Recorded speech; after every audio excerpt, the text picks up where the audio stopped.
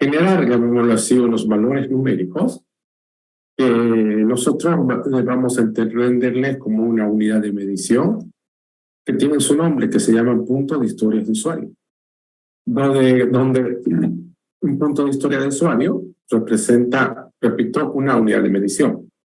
Algo parecido a lo que vimos, por ejemplo, en clases previas cuando hablábamos de puntos de función o de puntos objetos. ¿Recuerdan, no es cierto, que hablamos de eso?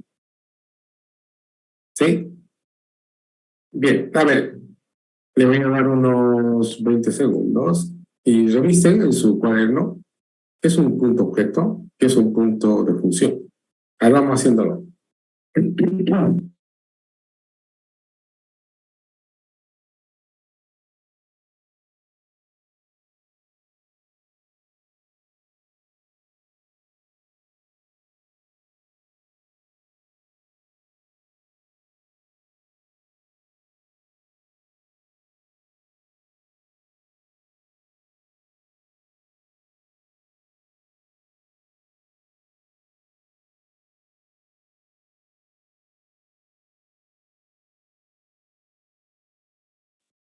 Bien, mientras ustedes van haciendo, me espera 1, 2, 3 minutos, por favor, no se vayan.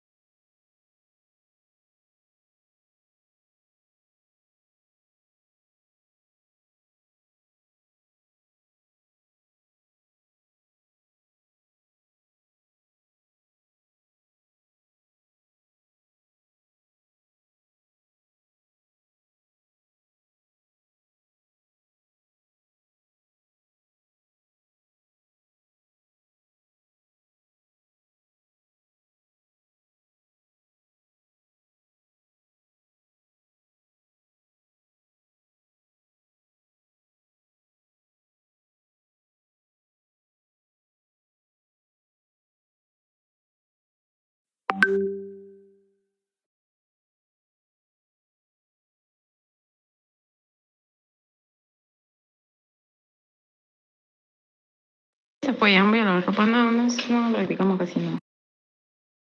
Se podían ver los ropa, no practicamos casi no.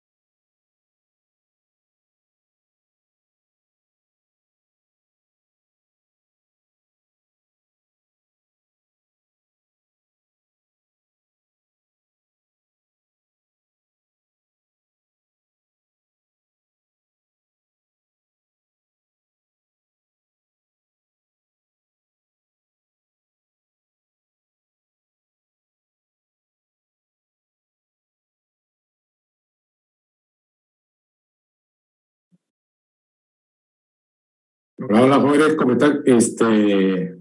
¿Cómo fue? ¿Escucharon?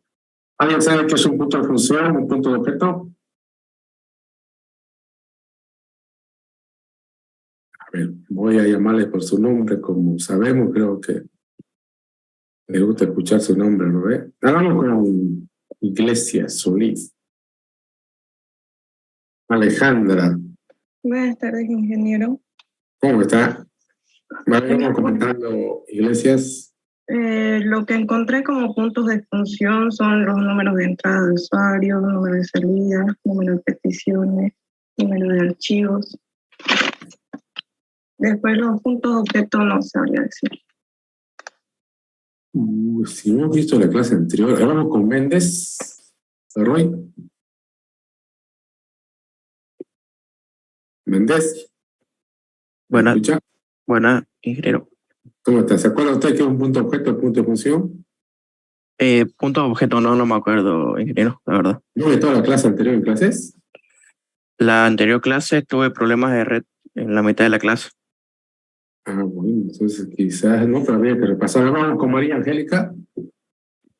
Yo la verdad no entré a la anterior clase, ingeniero, pero sí tengo que el punto de función es una unidad de medida Un grupo grande, voy acá. del software.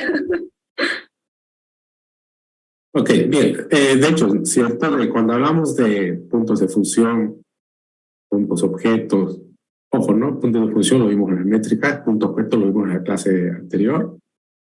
Al igual que ahora estamos hablando de un punto de historia de usuario, lo único que estamos hablando son unidades de medición, ¿ok? Son unidades de medición que se aplican en el ámbito del software.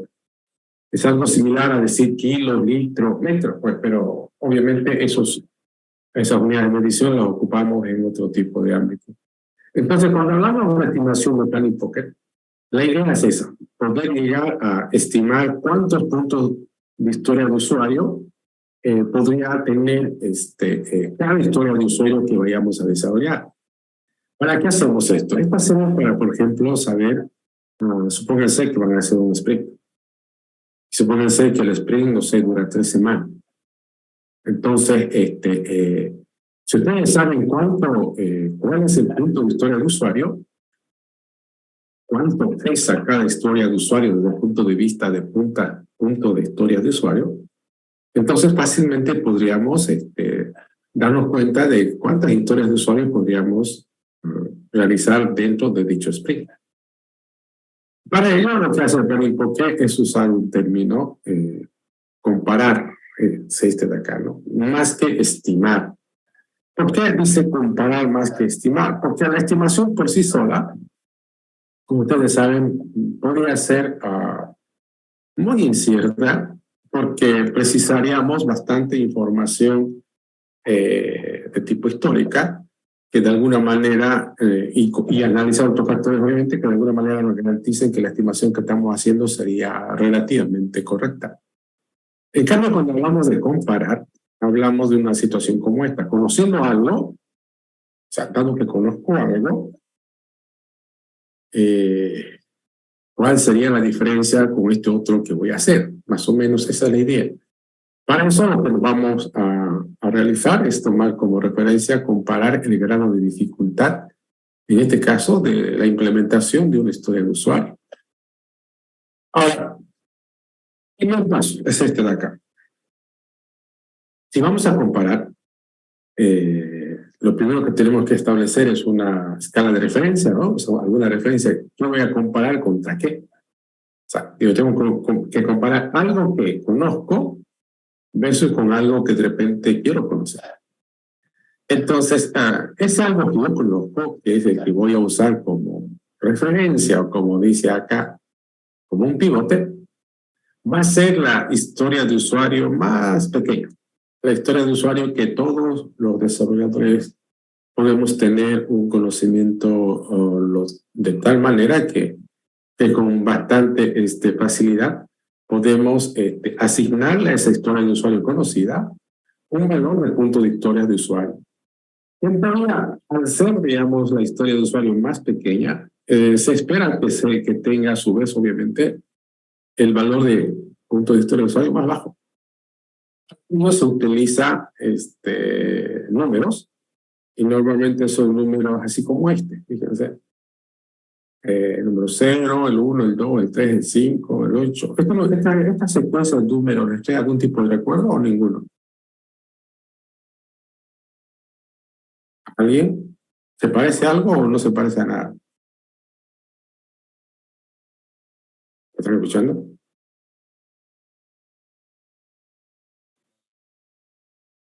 A ver, creo que se mueven o están ahí. ¿Cómo ven?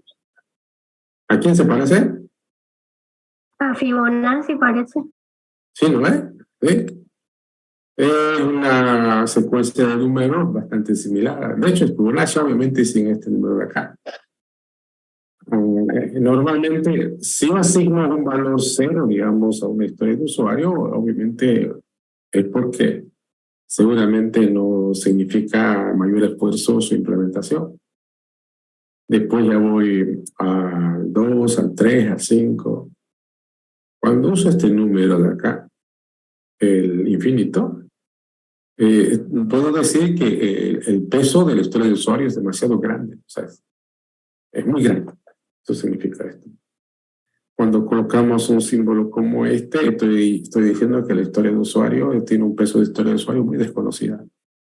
Y esto que de repente la gente está agotada y que precisa un descanso, algo por el estilo. ¿Por qué usamos los números Fibonacci y no los números naturales? Porque punto de historia de un usuario versus otro, obviamente, entre el 2 y el 3 no habría mucha diferencia, pero si yo veo entre el 3 y el 5 ya hay una diferencia, entre el 5 y el 8 igual. Entonces eso nos facilita poder hacer una asignación de valores. Ahora decíamos, lo primero que tenemos que realizar para este proceso de estimaciones sería justamente ese valor. ¿Se entiende hasta ahí?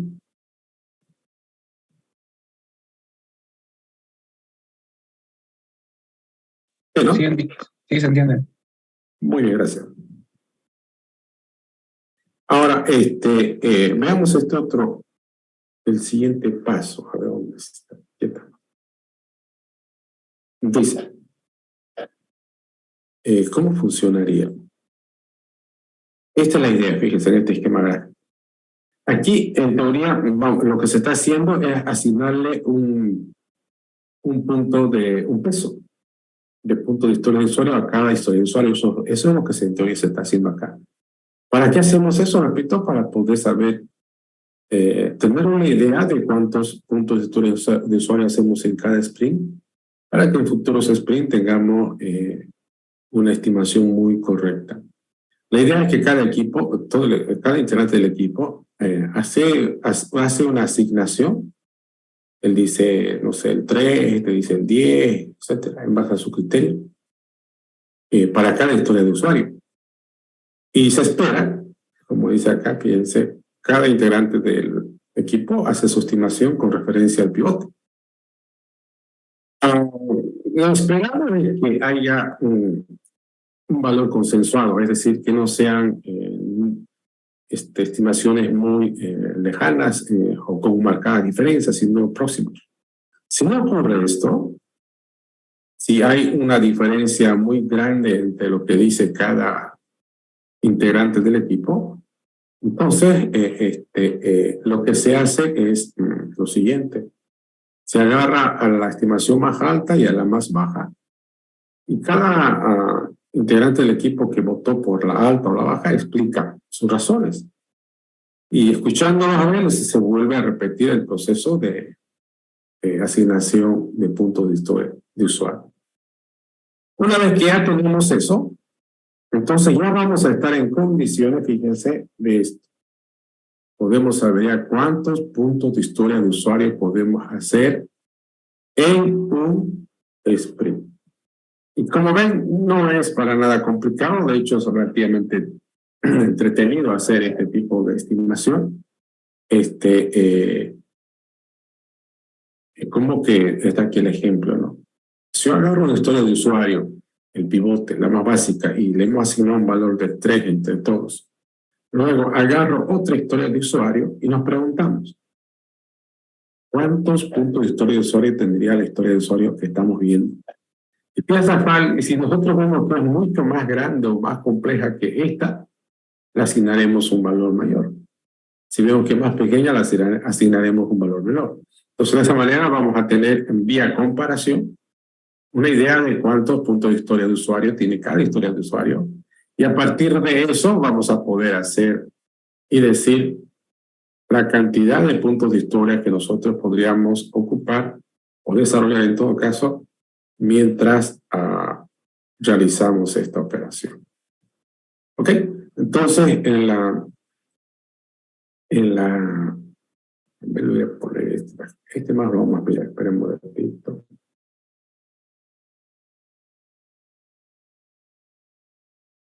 Fíjense esta situación. El equipo, producto de haber hecho esa estimación, asume que él puede desarrollar 26 puntos de historias de usuario por cada sprint. Ese es vamos a asumir su productividad que ellos esperan tener. Y entonces lo que hacen es elegir en este caso 1, 2, 3, 4, 5 historias de usuario. Ellos dicen, voy a hacer estas 5 historias de usuarios en este sprint. Entonces la primera historia de usuario pesa 8, la segunda 5, 5, la otra 3, la otra 5. O sea, 1, 2, 3, 4, 5 historias de usuario estiman que van a implementar durante dicho sprint. Pero luego ocurre que pasa el proceso del sprint, terminado el sprint, se llega a esta situación.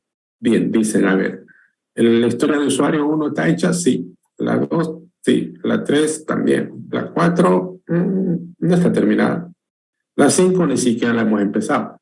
Entonces, fíjense, terminando la historia del usuario, ya tenemos una realidad.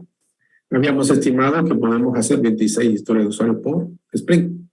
Pero en la práctica resulta que solamente hemos hecho 3. Por lo tanto, ¿cuál será nuestra velocidad? Ya no es 26, pues, ¿no? Nuestra velocidad va a ser, en este caso, 18. Entonces, para el siguiente sprint, yo voy a tener una idea de productividad de 18 puntos de historia de usuario. Entonces, para el siguiente sprint, voy a elegir historias de usuario que le superen dicho número. Y así sucesivamente yo voy a ir ajustando la proyección que yo puedo hacer en cada sprint de acuerdo a lo que es mi práctica. Por lo tanto, cada vez voy a ser mucho más preciso en dicha historia de usuario. Por eso es que siempre que se usa sprint, se recomienda que los sprints siempre duren igual. Es decir, si yo digo que van a durar 3 semanas, todos los sprints deben durar 3 semanas. Si yo digo que va a durar 4 semanas, todos los sprints deben durar 4 semanas para que tengamos una idea. ¿Ok? Bueno. En el proyecto de la materia, entonces tienen 4 estimaciones que aplicar. Valor esperado, que ya lo vimos. COCOMO 2, que ya lo vimos. Ecuación de software, que he hecho como tarea. Y planificación o planning POC. Ok, vayan anotando eso. Eso lo van a hacer en el proyecto de la materia. Esperen un momento.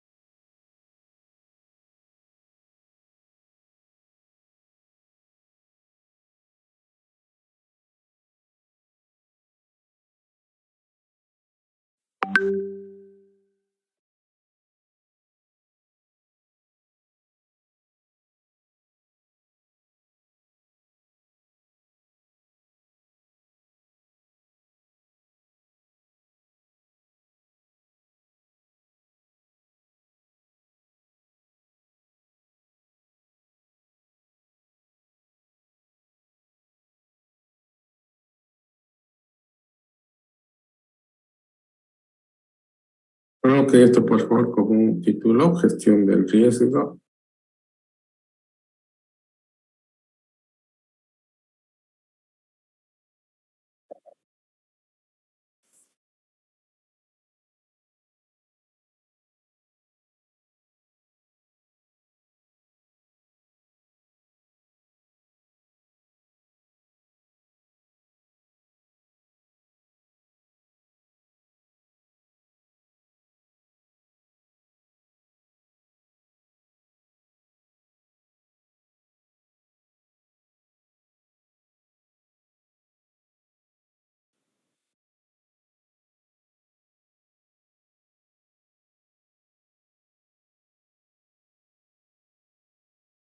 Bueno, cuando hablamos de riesgos, me imagino que todos ustedes en algún momento han pensado sobre este término. O sea, que ustedes escuchan la palabra riesgos, lo primero que se les ocurre, ¿qué vendría a ser?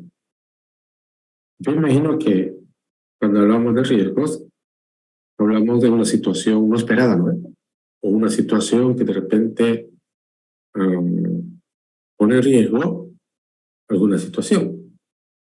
Ahora, si yo les preguntara esto, supóngase que hacen un plan, no importa para lo que sea, puede ser una actividad académica, una actividad de negocios, personal, en fin. Siempre que hacen alguna actividad, uno hace un plan. De manera bastante general, ¿cuál creen que es la razón para que un plan no se lleve a cabo conforme queremos? A ver, voy a dar unos 20 segundos. ¿Cuál será la razón por lo que ustedes podrían considerar que un plan no se lleva a cabo conforme se espera? Pero vamos pensando.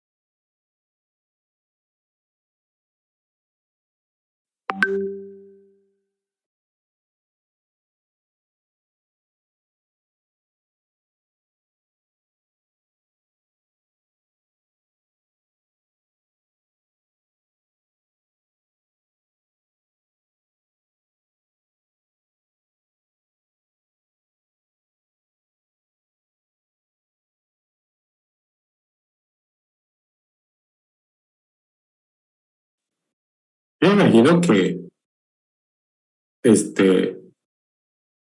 podríamos de alguna manera definir. A ver, ¿alguien puede hacerlo o comentarlo en todo caso? ¿Cuál creen que será la razón para que un plan no se cumpla conforme queremos? Cambios en los requisitos del proyecto. Ya está bien, una opción, otra alternativa.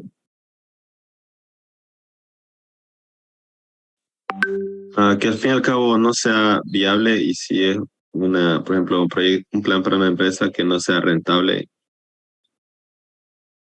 Bien, vamos, ¿alguien más? Richard, ¿se le ocurre algo?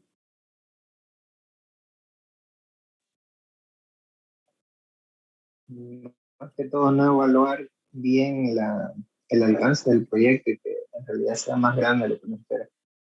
Muy bien, ¿alguna alternativa más por ahí? Problemas en la gestión del proyecto, tal vez. Bien, ok. Fíjense, todo lo que ustedes están mencionando son situaciones que podrían darse, pero de nada, nadie quisiéramos que se den, ¿no? O sea, la idea es que no se den, sin embargo, sí se podrían dar. Esos que ustedes mencionan son ejemplos de riesgos. ¿Y por qué son riesgos? Porque la pregunta que les decía, ¿qué será lo que hace que un plan no se cumpla? Lo que ustedes acaban de mencionar. Entonces, en síntesis, ¿cuál sería la respuesta? La presencia de riesgos. ¿Qué son los riesgos? La presencia de situaciones no esperadas, situaciones que no estaban previstas. Eso hace que los planes a veces, o por no decir por lo general, no se cumplan conforme se quiera. Para eso, vamos a establecer un conjunto de pasos a seguir, donde el propósito central no es en sí eliminar el riesgo, porque ustedes saben muy bien que los riesgos, obviamente no hay una forma de eliminarlos en su totalidad, pero sí podemos reducir su presencia de riesgo. También podríamos reducir el impacto del riesgo en caso de que se presente. Justamente para eso vamos a definir las siguientes actividades.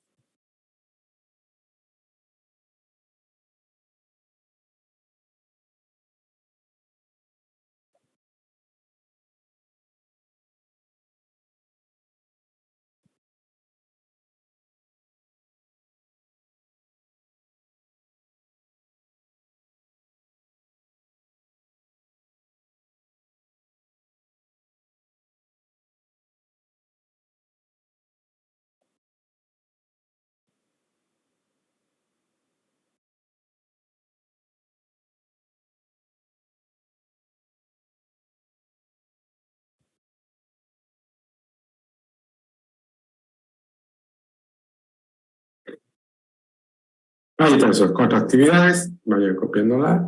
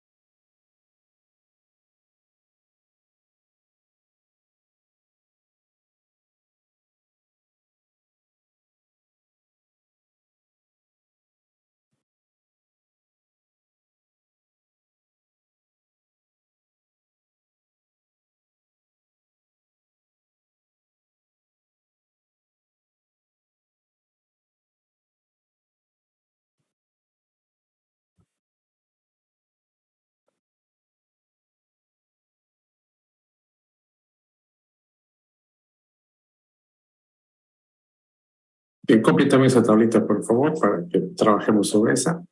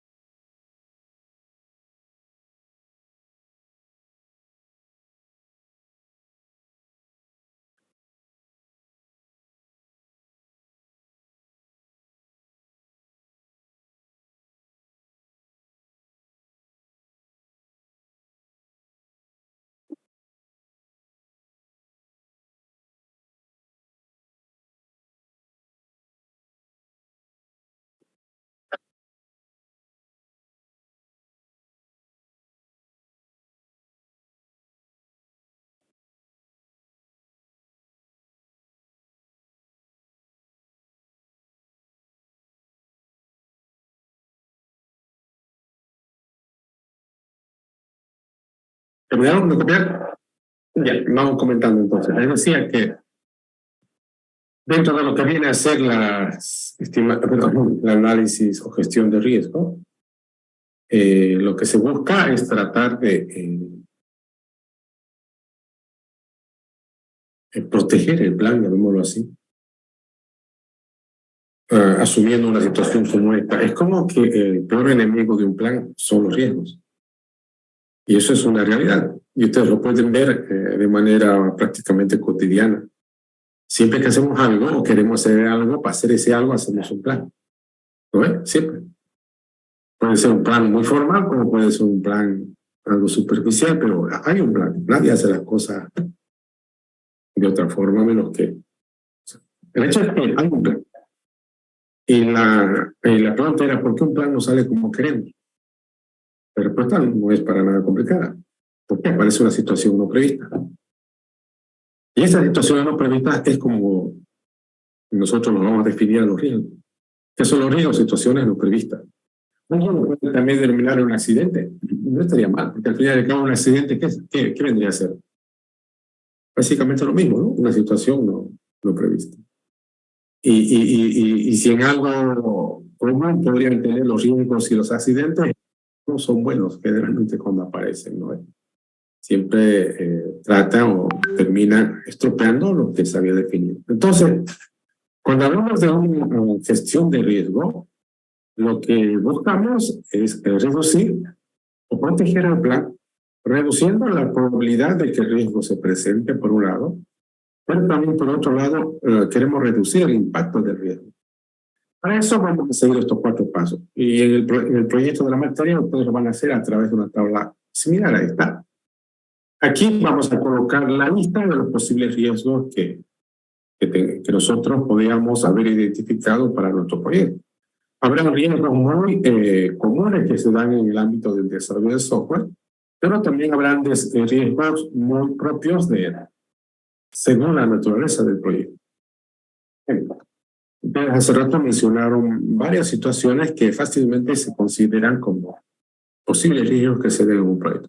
Y voy a usar un ejemplo, por ejemplo, este de acá.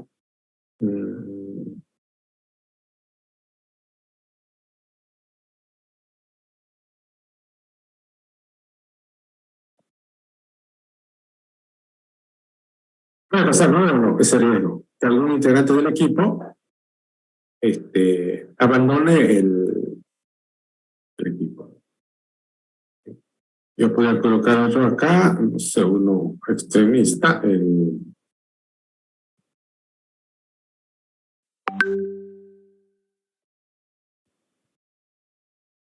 Puede ser que haya un cambio también en alguna personalidad, y que esa personalidad altere muchas cosas. Claro, que los ejemplos que estaba mencionando hace rato, ¿no? O sea, repito, o sea, Las situaciones que pueden darse y afecten a un plan son un montón. Tiene que ver seguramente con decisiones que tengan que ver con la gestión del proyecto como tal. Solamente con aspectos técnicos y seguramente también con condiciones de requisitos o contractuales. A cualquiera de esas situaciones podemos considerarla como un potencial riesgo. En este ejemplo estoy colocando estos dos, que seguramente son bastante conocidos. Y ahora, ese vendría a ser como el primer paso, ¿no? Llenamos todo esto. Y en el segundo, ya viene en esta columna. Aquí tenemos que colocar un valor, digamos, llamémoslo así, entre el 0 y el 100. Bueno, decir entre el 0 y el 100 obviamente es un decir, pues, ¿no? Porque si colocamos que su probabilidad de presencia es 0, si fuera 0, pues entonces no es un riesgo, ¿no es? No hay para qué lo considera. Y si fuera 100, ya no, tampoco sería un riesgo, ya lo pongo nomás como parte del plan, ¿no? Pero esa es la escala. Ahora fíjense, aquí viene preguntas interesantes que aparecen en los exámenes finales. En el examen final pueden preguntarles algo así tan simple que les va a tomar 30 segundos responderlo y por eso ese examen es corto. Yo les pregunto, aquí ya sabemos que tenemos que colocar un número para cada riesgo, un número entre el 0 y el 100. La pregunta es, ¿bajo qué criterio van a colocar un número? Digamos, no sé, aquí yo coloco 40, aquí coloco 80, pero bueno, como números están, pero ¿cuál creen que es la fundamentación, la razón para colocar números ahí? ¿Alguna idea por ahí? ¿Qué se les ocurre?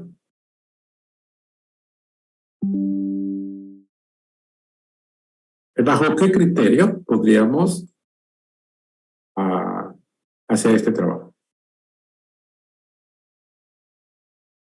¿Podría ser el efecto que es ese riesgo en la población del proyecto? A ver, se lo voy a preguntar como en el examen, ¿ya? Es un afortunado que están acá porque de repente esta pregunta aparezca en el examen. No precisa buscarlo en los libros porque aunque de repente está, ¿para qué voy a decir? Pero tiene que ver bastante con las conversaciones que nosotros hacemos desde que empezamos a hablar métricas. Y la pregunta es esta. ¿Bajo qué criterio se asigna un valor para cada riesgo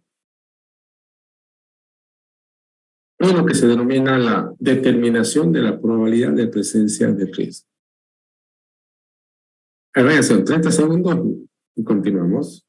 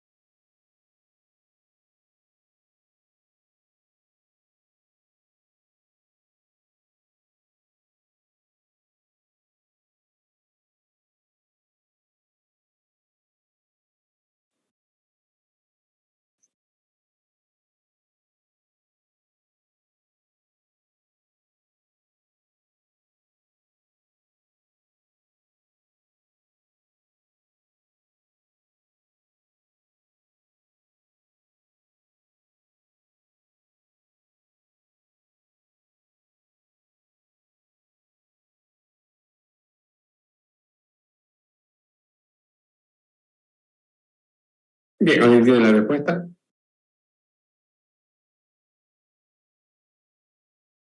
A ver, tres referencias podríamos tomar. La pregunta que estamos conversando tiene que ver con el número que yo coloqué acá, bajo qué criterio lo haríamos. Entonces, el primer criterio obviamente es la estadística. Es decir, yo tendría que ver este riesgo con qué probabilidad se ha presentado en proyectos anteriores, y peor si son proyectos similares al mío. Por ejemplo, si este riesgo se ha presentado de 5 proyectos que he analizado, se ha presentado en 3, acá ya debería colocar directamente el valor 60, ¿no? Porque la probabilidad de que se presente en mi proyecto es eso. Ese es el primer criterio, la estadística. La segunda, obviamente, es este valor debería ser analizado no exclusivamente en términos de estadística, porque la estadística, como lo que pasó en los proyectos anteriores, podrían ser condiciones que no necesariamente ahora se están dando. Es decir, puede ser que hoy por hoy las condiciones sean distintas y este valor yo pueda ajustar, tal vez hacerlo más pequeño, tal vez hacerlo más grande. Y la tercera, como en todo, siempre va a tener que ver con la visión que tenga el gestor del proyecto, ¿no? El gestor del proyecto es una persona que tiene esa capacidad de más o menos proyectar las cosas que pueden acontecer y entonces 3 criterios. El primero, la estadística. El segundo, los ajustes en base a la situación actual versus a situaciones anteriores. Y la tercera, como siempre, la capacidad o la visión del gestor que pueda darse. Estos valores que voy a colocar acá son valores casi reales, porque normalmente se presenta esto. Aquí estamos viendo que la probabilidad de que por uno se vaya realmente es alta. Acá esto inclusive podría ser algo menor. Entonces, más o menos de esa manera vamos a ir llenando esta columna de acá. Ahora vamos con la tercera, el impacto. En esta tercera columna lo que vamos a hacer es, asumiendo que el riesgo será, independiente de que aquí es muy alto y aquí es muy bajo, independiente de ello, vamos a asumir que el riesgo sí se dio. Entonces ahora queremos medir cuál es el impacto de ese riesgo en el proyecto. Eso podemos definir una escala.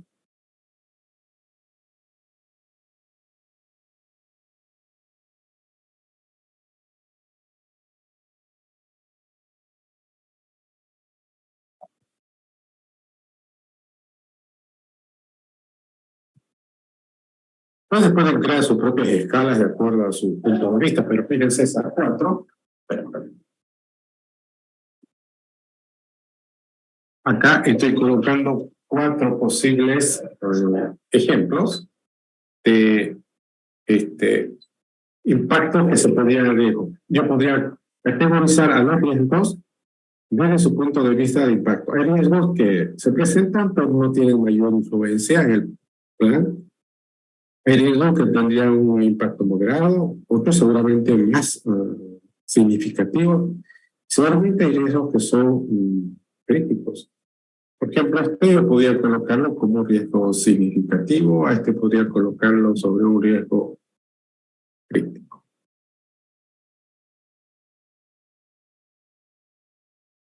Ahora vámonos aquí al paso 4. El paso 4 consiste en construir un plan de aversión. Lo vamos a hacer en 2 partes, primero aquí y luego acá. En esto lo que tenemos que hacer es escribir una sucesión de puntos, digamos,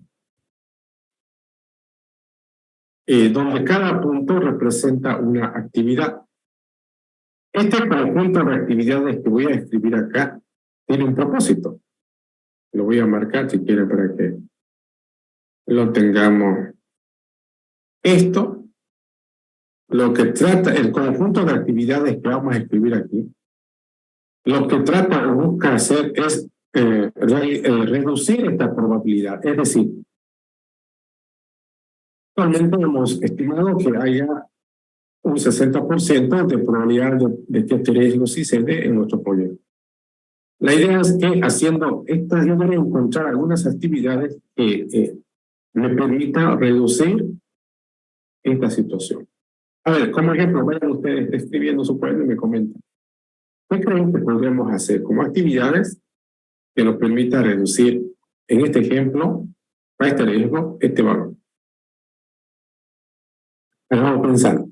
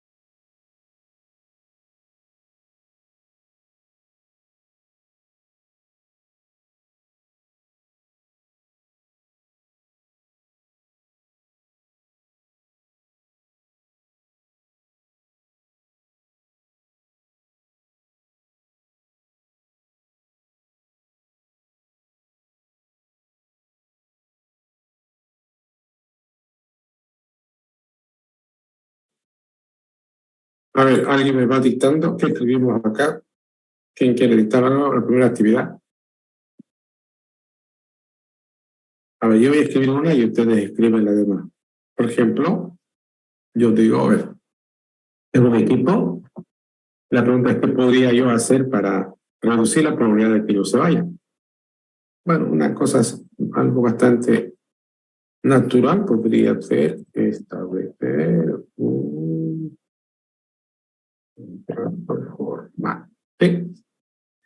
Hay muchos desarrolladores que trabajan de manera muy informal, es decir, trabajan de palabra, un compromiso de palabra y, bueno, no está mal, ¿no? Pero un nivel un poquito más arriba sería tener un contacto formal. Si bien es cierto, el contacto formal tampoco va a garantizar que la persona no se vaya, pero por lo menos va a dar mayor seguridad tanto al desarrollador como al que está a cargo de que las cosas están claras y saben cómo vienen, ¿no? Ese podría ser uno. Otro, ¿qué más se les ocurre a ustedes?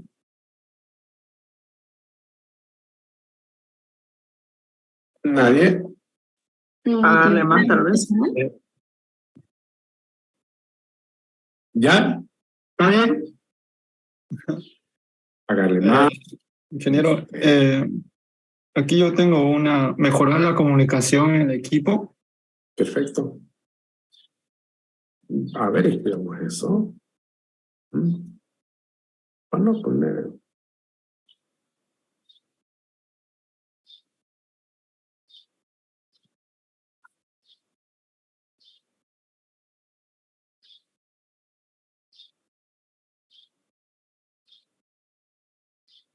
Podría ser tener el alcance ya definido desde el inicio para que se aburra y vea que hay más para meter y se vaya. A ver, de nuevo, Isacir, ¿qué dijo? Sería tener un alcance ya definido desde el inicio. Ya, está bien, sí. Como ven, podemos escribir muchas cosas. ¿No es? O sea, fíjense, hacer esto versus no hacerlo, puede tener sus incidencias en esto de acá, ¿no es? Claro que sí. Entonces, yo podría, el realizar todo eso de acá me podría conducir a reducir esto.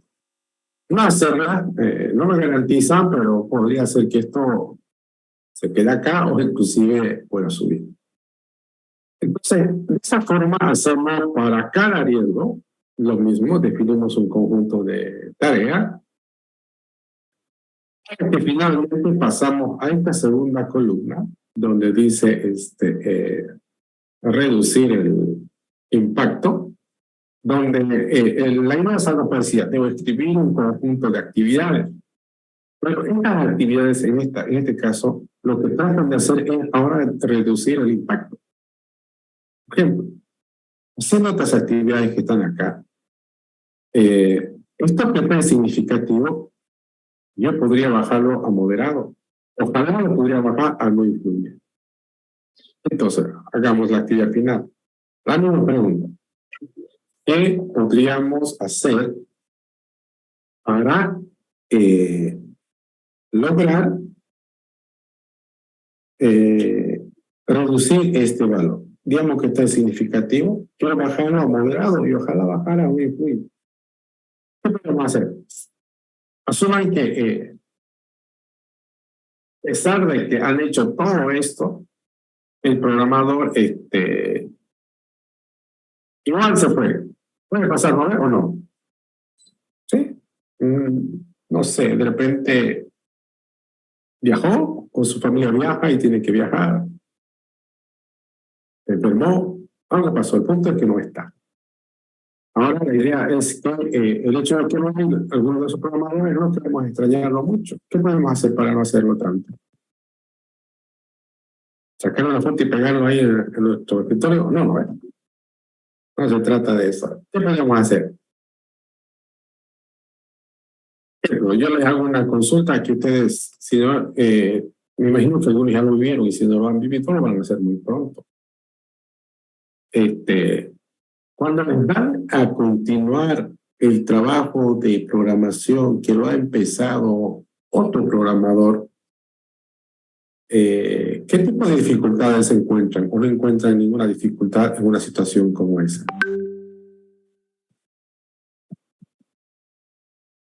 ¿Alguien ya vio eso o todavía? ¿Nadie?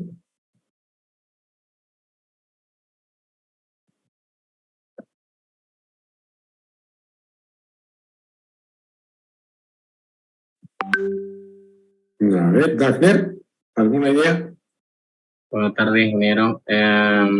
Bueno, cuando pasa eso, hay que analizar primero cómo lo hizo o qué criterio utilizó, digamos, qué metodologías utilizó el que lo estaba haciendo, ¿no? Para ahí recién estimar tal vez el tiempo que podría tardar, digamos, en hacerlo. Otra sería estructurar un poco para poder dividir su trabajo que él estaba haciendo con las personas que siguen en el proyecto. A ver, ok, gracias, Dagner. A ver, escuchemos a don Vilca, Juan.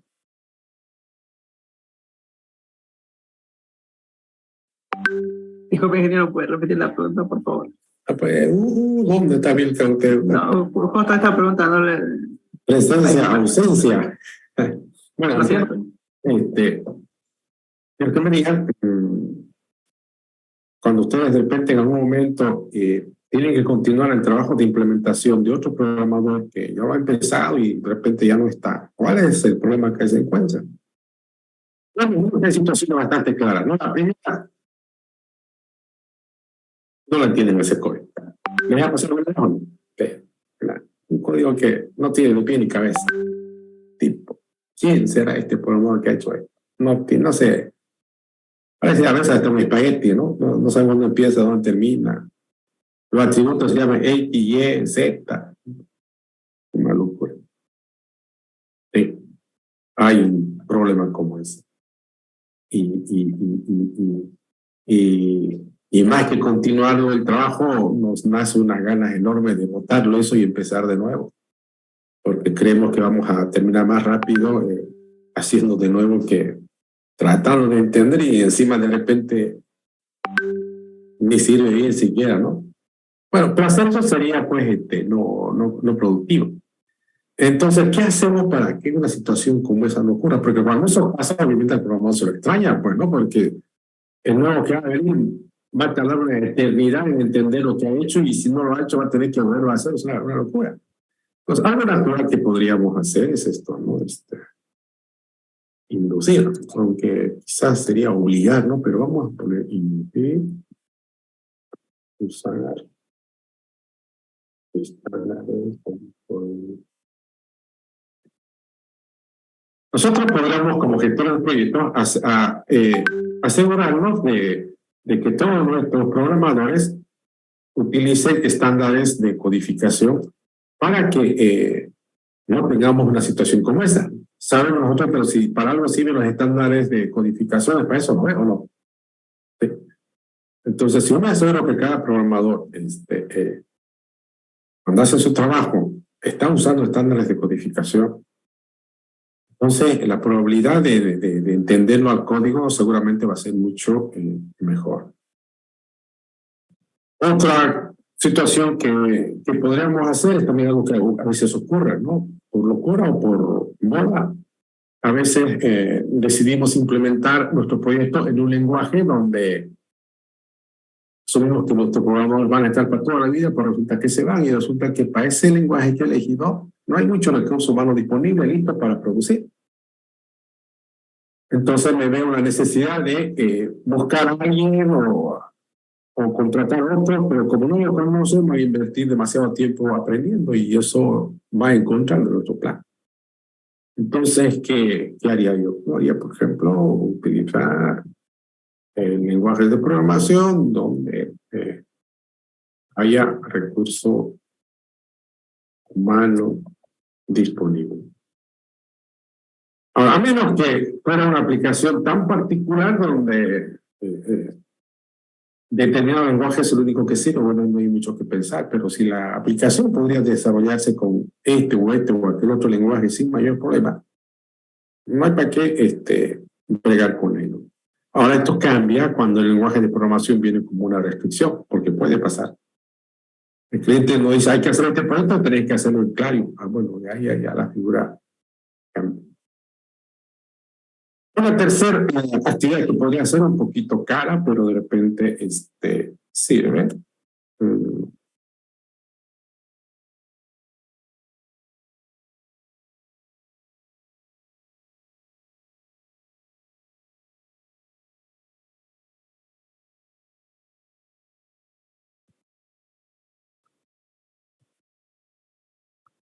Algo como esto, ¿no? Es decir, yo no voy a tener programadores de un solo nivel, podría tener distintas jerarquías. Por ejemplo, podría tener un nivel de programadores, llamémoslo seniors, los titulares, los que están a cargo de la implementación del proyecto. Y podría colocar un nivel por atrás donde están los programadores junior, los cuales, por ejemplo, lo que hacen es seguir el trabajo de lo que hacen los seniors. De tal manera, si en un momento determinado uno del equipo del lado de los seniors abandona, los juniors podrían fácilmente tomar y seguir el trabajo sin mayor problema, ¿no? Obviamente hacer eso es carito porque no es gratis, pero si lo preveemos y es crítico, pues podemos hacerlo y no tendríamos mayores sorpresas. Como ven, entonces aquí lo que hemos hecho acá Hemos hecho una especie de un plan de contingencia que nos permite actuar frente a los principales enemigos del plan, que justamente son los riesgos. ¿Para qué hacemos esto? Hacemos para protegerlo al plan. Porque hay una frase muy interesante que se usa. Si nosotros no combatimos a los riesgos nos darán duro. Y eso es lo que no queremos que ocurra. Hay mucha gente que dice, pero ¿para qué pensar en las cosas que van a salir mal, si centrarte en las cosas que van a salir bien? Bueno, nadie garantiza que las cosas salgan bien. Ahora también, obviamente, dependerá pues del tipo de proyecto que estemos haciendo. Tampoco voy a pasar la vida estudiando las situaciones que no van a pasar. Por eso es bastante interesante siempre mirar la estadística acerca de cómo son los proyectos de un punto de vista, qué cosas normalmente ocurren con menos o con mayor frecuencia y cuál es el impacto que tienen. Ustedes en el proyecto de la materia van a hacer, repito, una tabla similar a esta. Obviamente pueden cambiar el formato si es conveniente. Acá ustedes pondrán sus propios riesgos acorde a la naturaleza del proyecto, sus valores, al igual que sus actividades. ¿Ok?